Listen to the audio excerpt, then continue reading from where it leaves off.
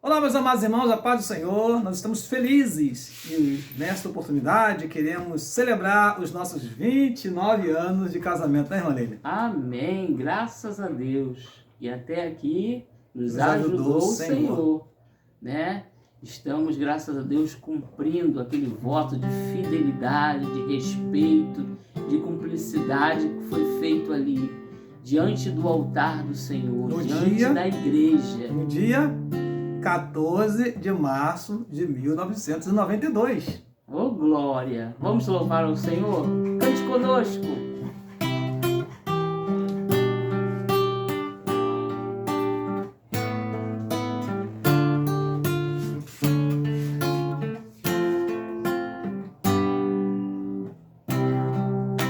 O amor é uma fogueira, é fogo que ateia a candeia do coração.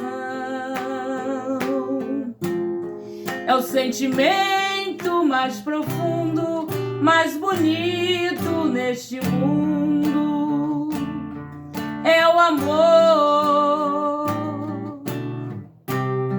O amor nos faz acreditar, nos dá força pra lutar, faz da gente um vencedor. Pois onde existe o amor, não há guerra, não há dor, não há dor. Só o amor é capaz de unir os corações, só o amor pode tudo. Só o amor faz a gente ser feliz. Só o amor nos faz olhar pra frente.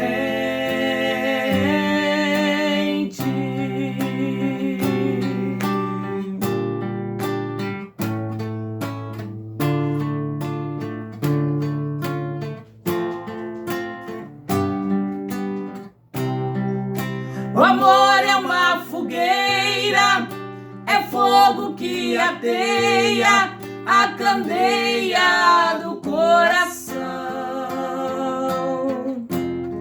É o sentimento mais profundo, mais bonito neste mundo. É o amor. O amor nos faz acreditar, nos dá força pra lutar, faz da gente um vencedor. Pois onde existe o amor, não há guerra, não há dor, não há dor. Só o amor é capaz de unir os corações, só o amor pode tudo. Só o amor faz a gente ser feliz. Só o amor nos faz olhar pra frente.